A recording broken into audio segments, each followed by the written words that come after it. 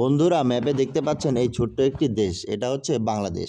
বাংলাদেশ হচ্ছে এই রিজিয়নের মধ্যে একমাত্র মুসলিম কান্ট্রি। আমরা যদি পার্শ্ববর্তী দেশগুলোর দিকে তাকাই, এটা হচ্ছে ইন্ডিয়া, যেটা হচ্ছে হিন্দু সংখ্যাগরিষ্ঠ দেশ। পাশেই রয়েছে নেপাল, এটাও হিন্দু সংখ্যাগরিষ্ঠ দেশ। এইখানে রয়েছে ভুটান, যে দেশটি হচ্ছে বৌদ্ধ ধর্মাবলম্বীদের দেশ। পাশেই রয়েছে মিয়ানমার, এই মিয়ানমারও হচ্ছে বৌদ্ধ ধর্মাবলম্বী।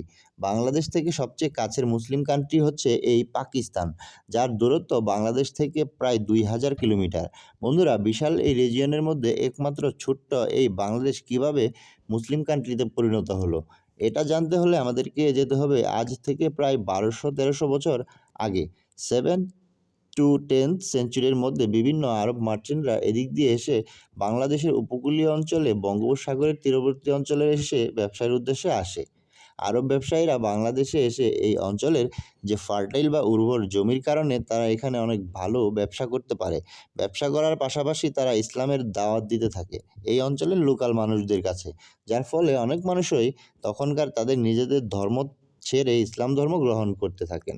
তারপরে যে ঘটনাটি ঘটে সেটা হচ্ছে 1204 সালে, যখন মোহাম্মদ বিন বখতিয়ার খিলজি আফগানিস্তান থেকে ইন্ডিয়া পাড়ি দিয়ে এই বাংলা এসে পাড়ি জমায়। তখনকার যে হিন্দু রাজা ছিল, যার নাম ছিল লক্ষণ সেন, তাকে পরাজিত করে এই বাংলায় মুসলিম রুলস চালু করেন।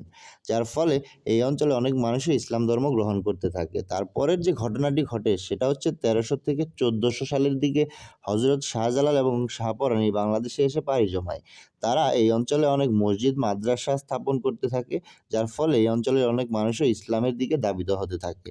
তারপরে রয়েছে মুঘল আমল, যখন দিল্লি অথবা ইন্ডিয়ার শাসনভার মুঘলদের হাতে ছিল, অনেক মুসলিম শাসকই বাংলায় চলে এসেছিল, যার ফলে বাংলাদেশে অনেক বেশি ইসলামের প্রভাব পড়তে থাকে এবং এই অঞ্চলটা আজকে প্রায় 90% মুসলিমের দেশে পরিণত হয়েছে।